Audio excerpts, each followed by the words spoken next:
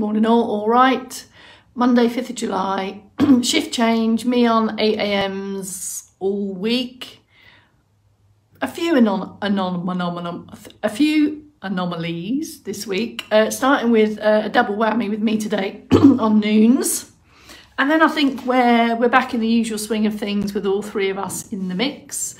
Maybe a couple of more towards the end of the week, but come on in for fast approaching almost 500 days of movement snacking, adding additional movement minutes to your day if you would like. Morning Jane. Jane's in from Edinburgh. How are you, Jane? I don't think I've seen you on my screen for a while, but I have been on 4s and noons. So I know for many of you, the 8 a.m.s are the most popular, perhaps the least challenging logistically to get to. Morning, Jane. Thank you very much for your message. We love a message.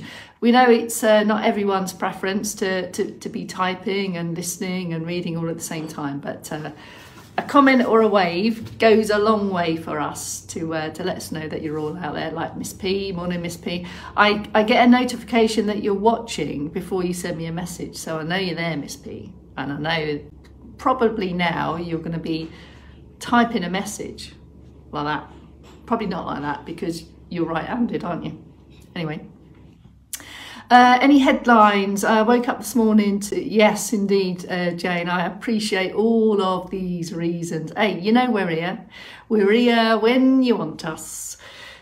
Live alive-o or catching up and all those things. It's just great to see you. Even if it's not every day, just pop in when you're up for it, when you're ready for it. Morning, DS, Dawn's in. How are you doing, Dawn, up there? How's recovery going? Give us a quick, a few headlines of what's going on in Crianlarich. I knew you'd be typing, Chris. I know, heavy rain.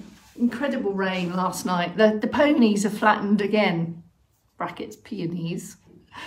Mum and I tend to peruse the damage the next morning to see what's going on. And the peonies, the ponies as I call them, really do seem to get the brunt of the rain and the weather. Morning, Odile. Blue skies in Cambridge. Intermittent here in Havant Bados.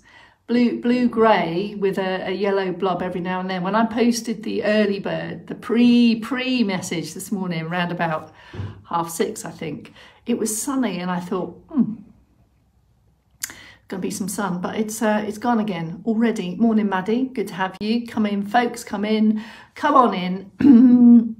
Just missed someone flying up my screen. Adele, have you changed your profile picture? Quite often, my brain recognises the profile pictures before I connect with the message. So, Adele, I think you've changed your profile picture. Something gardeny, I think. Morning, Carolyn. Great to have you back again. A bit grey here. I want to say, was it Darlington? Darlington, Carolyn. Began with D. Help me out. I'm on a brain stretch trying to remember what you said yesterday, Carolyn. Sunny in Dagenham for Maddie. Washing out already. One pony left now, Gillian, with a... I think that has to be my favourite emoji. The eye rolling emoji is my favourite, I think.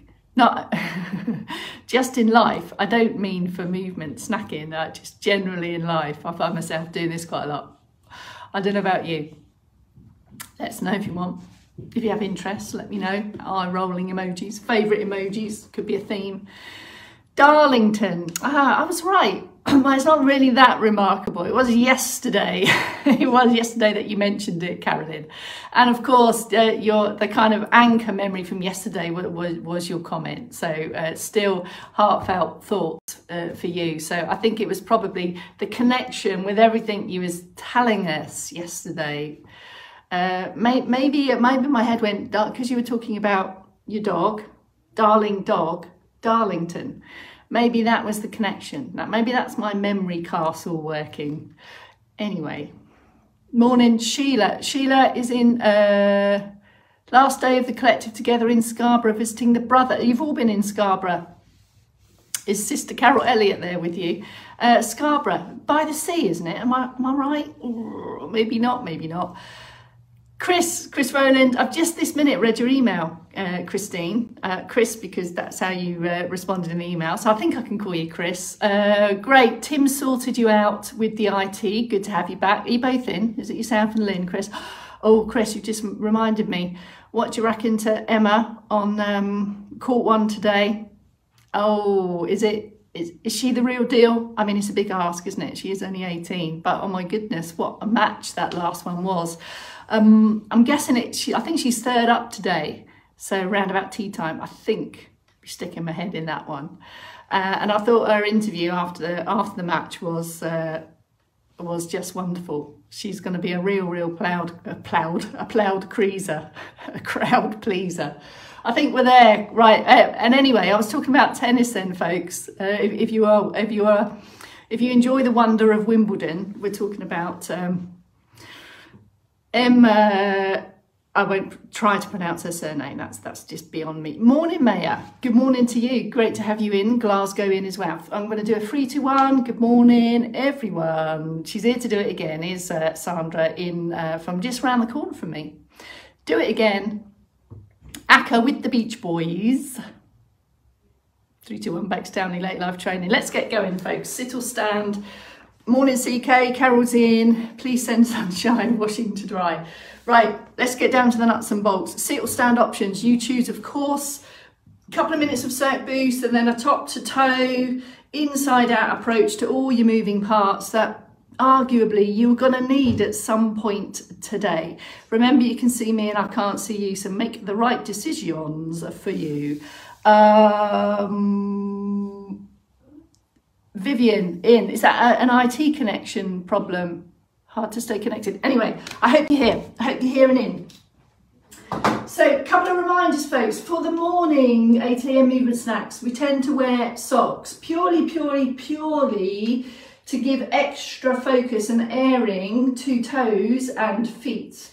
So make the right decision for you. Of course, it depends on your footwear and the floor surface, if that's right for you. But that's just to explain why I'm in socks. External support close to hand if you're going to be in stand. Sturdy, stable chair if you're going to go for the sit options. Transfer between the two postures at any point. Don't wait for me to rest. Take from these movements what you would like. Let's get going. Standing prompts first. Hip width at feet, not too wide, not too narrow. This supports better balance. Mind the gap. The gap is the area in your middle bit. Extend comfortably, be able to comfortably breathe, and then start the steady circulation boosting march, which we want it to do what it says on the tin, to boost the circulation. Start steady, stay steady, and gradually build the range of motion primarily around the ankles and the feet. Can you see that my knee height stays fairly low and consistent, but I can greatly increase the range of motion around the bottom end at the feet. Feel your way around that. It should feel comfortable and doable and manageable. If you have any concerns with this march activity here, you might want to take up some extra supports. That support ideally is about hip height, or you might want to take the seated options. We're not looking to challenge the balance at this point. As and when you feel confident, add in the other moving parts, and of course we're gradually looking to bring all those together, but make the right combination choice for you. If your hands are forward here, you can more confidently switch between the two. Keep it steady, keep minding the gap in the middle, keep lifted, gradually getting a light lift of the heart rate. Keep going on that, last minute or so. Here's the sit prompts if you would like, if you haven't already. Into active sit, mind the gap here also. Shoulders are down, so tall, active, still comfortably breathing, and start then to feel your way around this steady march from the shoulder. Now, this will greatly depend on the chair that you're sat in, the chair back, and the arms, for example, so that may well affect your range of motion. Start steady, keep it small, and then maybe build the range, not to build the pace, but build the range. And can you see and feel how significant this centre structure is? So your trunk supports successful moving parts. They all work together, they integrate to work together. If you're going to be up on your feet at some point, or you feel a bit restricted from the chair and it's doable for you to take a hip walk forward, have a lift and shift, or it could be a series of jockey lifts, whichever you prefer. That might give you more room round about the back elbow end, and if right for you, we can also start to bring in feet. Start with steady heels. We tend to just start the heels first and then just build that. I call it the low toe pluck, because I'm pushing the knee up and just plucking the toe. I've got that kind of downward toe position. Can you feel how we're looking to really involve the ankles, the feet and the toes here as well? Combinations are all together, could be top end only, could be bottom end only, could be single arms, could be single plus legs, could be could be double arms and double legs, or this one might work for you. So even more focus on that trunk movement, the supporting roll of the trunk plus the moving roll. So we've got this twist, this controlled turn and twist with the steady arms. So upper body movements involve trunk and supporting and moving roll. Enjoy that.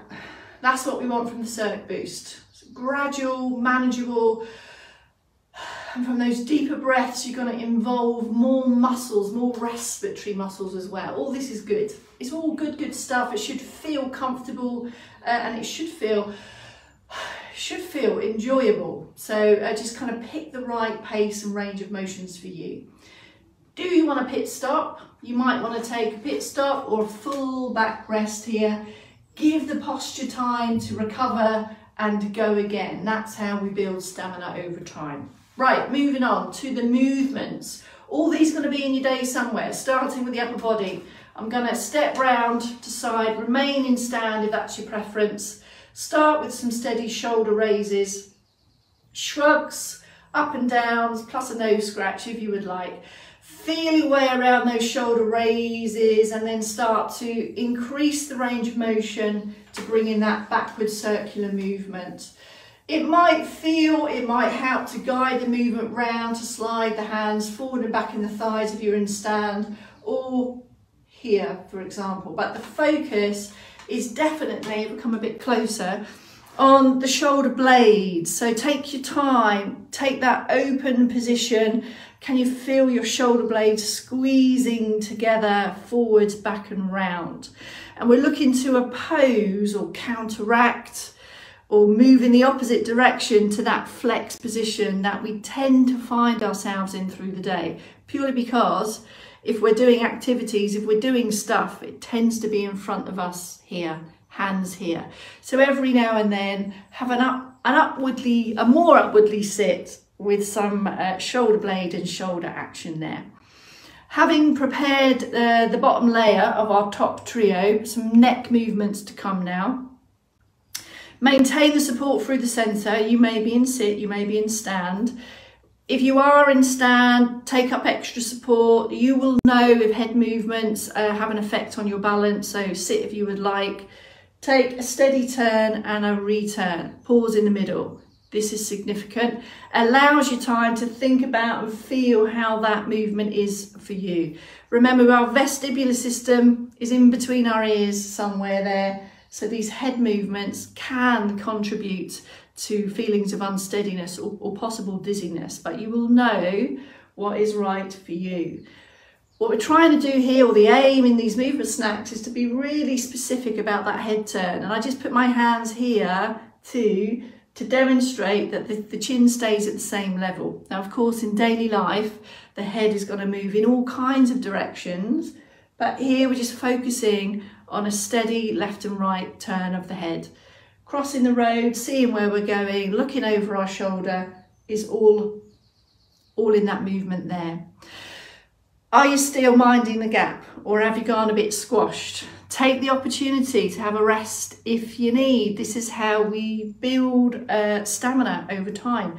frequent rests, going back into optimum positions and feeling your way around the moving part and the supporting part. Third movement of the top end. I'm gonna turn sideways so you can get a better view of this. This is all part and parcel of upward posture and getting the head in the best possible position, balanced on the top of the spine. Have a look, fingertips here, and the aim almost is to give yourself a double chin, all three, as many as you would like, easing back. And this movement might feel quite small, really depends what your starting position is, and it will be really variable for each individual doing this. So it might feel big, it might feel quite challenging, it might feel that you can't quite make that happen yet. So just as much or as little as is comfortable for you. As you can see, face on here, not a lot changes. Hopefully you can feel and see that it forms part of upward posture position, which will greatly contribute to balance, being steady on feet, and vision, and breathing, and eating, and arm movements. Right, second round of Sonic Boost. That's the top trio done. Pick it up where you left off. Nothing exciting happens to this circulation boost. We just get it done, like the washing up, or the washing, or the ironing brackets. We all know I don't do that. We just get it done. So just take the time to check in with your moving parts with a little bit of raise in the light heart rate. Do your heart and lungs a favour as well. Enjoy the deeper breaths. Build the movement in size, not speed, and take a pause. That's it, just a little flurry of mindful optimum movement. Will improve movement over time. Right, trunk trio, 3 movements from the trunk. So it not only supports us in upright positions, in sit and stand, and lying and rolling around in bed, for example. It needs mobility. So let's start with a sideways bend. In stand, feet slightly wider, put your suspension on. By that I mean a bit of a bend in the knees. This helps us more readily adjust to changes in balance situations. I'm going to bend towards the support, return to the centre, pause, have a check-in with yourself. Be aware when you come the other way, you might be moving away from that support. So for that reason, you might want it in front there. Smooth, fluid, pause in the middle, and a definite just sideways move. No piking, no thrusting. Keep this absolutely still, strong through the centre, around the hips, there. So giving a nod to those supporting parts as well as the moving parts. 4 or 5 in each direction with control. Here's the sit prompts if I come to face on. Your buttocks now is the anchor. That may well be the feet as well. Mind the gap in the middle, lengthen, lengthen, lengthen. Start small, return. You might want to pause in the middle. So loads of value in this inactive to active posture position. Start small. Once it feels comfortable, then you can start to explore grey tails, slightly bigger ranges of motion, always pausing in the middle. As you take the bend, keep your buttocks attached to the chair. That is to say, as you take the bend, make sure you push that side down into the chair so that we're maintaining that anchor, the anchorage of the buttocks. You might want to pause in between. You might want to start to bring in an arm kind of reach as well. So in daily life, if we're going to bend the trunk sideways, it's probably because we need to get somewhere. So coupled with that side bend movement is the turning to look behind us or kind of rotate around to grab items, washing, dressing, personal care, all those things require this next one. Slow turn and return and pause. Think here that this really is a trunk movement. So if you take away the head movement and any arm movements, what you're left with. And that really kind of gives you your baseline. How much movement have you got in your trunk? If we start to add head and arm, all of that has great value. That makes it really functional. But do a couple of just the trunk, and then you get a real sense of how much movement the trunk has without arms and head. Take a pause with that. It's not huge. It's not huge. If you imagine your nose and your sternum turning towards perhaps the corners of the rim. In stand, wide stance as always. Any movement of the trunk or head might challenge balance. So a wider stance is going to offer more stability. There's the turn. Can you see front on that the hips don't move to the other way? That takes me away from the support. So you might want that here in front of you. Then you can use it. You can slide it across. So we can use that support as well to get a little bit more movement. Keep the hips still. Hips not invited, folks. Quality of movement, not numbers. 4 or 5 kind of decent ranges of motion. Here's the third one, she says, looking at the time. In sit first. Back extender. Now you might benefit from taking a switch off first, and then experience the whole journey through upright posture into back extension. So here's the switch off, so you get this rounding of the spine here. We kind of roll back towards the coccyx, and now we're going to roll forward towards the pubic bone. There we can increase the gap, mind the gap, as I've been saying all week. There's upright posture, but then we add an extra bit. You might feel comfortable to put hands here, or one hand into your kind of pocket, as it were. That could guide it up. Can you see? It's a lift of the sternum. It's kind of the middle and upper back. And the gaze stays fairly forward. And can you see and feel? This is the movement required really for any upper type reaching activity. So it's not all just about the shoulders to go up. We've got this fluid movement of the trunk also. In stand, if you're standing fairly close to the support, that can give you some good information about what's happening at the hips. We don't want the hips to thrust, excuse me. We want to keep everything still. So supporting parts, I'll say hearts then, all the bits that stabilise you are working so that we can get that successful movement there just from the top bit. Now we're in third round of stomach boost. Ticking over, pick it up where you left off. You might want to put in some random double taps as well, because life isn't all fairly planned, it's fairly random. If you would like, we can start to take some directional taps with a toe extension across the top of the foot to start to involve the feet. Randomise it so that it's not just consistent. We're consistent in pace and consistent in range, but we can start to perhaps mix up the ranges, the angles, shall we say. Okay, last flurry of Circ Boost in sit or stand, you choose. If you're in seated, more focus on that back end there, more lift, more raise from the back of the elbow. You might want to take some trunk turns with the arms, and we're into ankles, feet and toes. Continue back round the upper body ones if that is your preference. If you are on your feet at any point today, highly recommend we spend some time on ankles, feet and toes. So sit options, have a hip walk back, take a low lift of the foot, a lowly lift, keep the knee bent, keep the foot as low to the ground as you can, and then you will get more movement from the ankle. Toes as well. I know these are my fingers, but that's just to kind of highlight what's happening with the toes. So have some splay and scrunch as well. Both sides here, maintaining activity through the posture.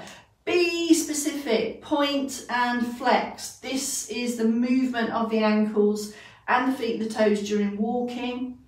You might want to rehearse that same movement applied to how we use it with the rest of the body there, so you can rehearse your footfall and you can see what's going on as well. So there's loads of value in skilling up these movements ahead of doing them for activities, shall we say. Here's the standing option for those. Outer leg there, and there's the heel toe action there. everything kind of consider parallel lines down the sides, active in the centre. We've got the hip here working hard. I'm essentially on one leg here, so as many step outs if you would, as you would like. You might want to take one of those and then step out. As many adjustments as it takes are all part of the benefits, are all part of the value of this. To do the other side, you want to step round, outer leg there, there and there. And can you see I'm always turning towards this support to just optimise success and confidence. Again, you may want to just shift that out of the way, bring that together with a graded, more controlled stride, bringing in these movements, how they integrate with the postures all together as part of daily life. So all of this stuff is going to be in your day somewhere. Let's put in some what do we call these? Shirt offs, single or double arms, using that support as you would like. Finish with some Beck's hugs. And I can't help but say, while you've got all those moving parts moving, maybe now is the time to just crowbar in some extra knee bends. You might want to crowbar in a heel raise with that. Start maybe just to get a little bit more muscle activity now you've taken the time to get some mobilisation. Might want to do a few jockey lifts, for example. So all of the other things that we do in the movement snack, why not add an extra 30 seconds or something, you know, just because you can. Right, that's me done. Morning, Kathy. Good to have you live. I'm back with you at 12. See you back here in 4 hours for a noonday movement snack. See you then. Bye.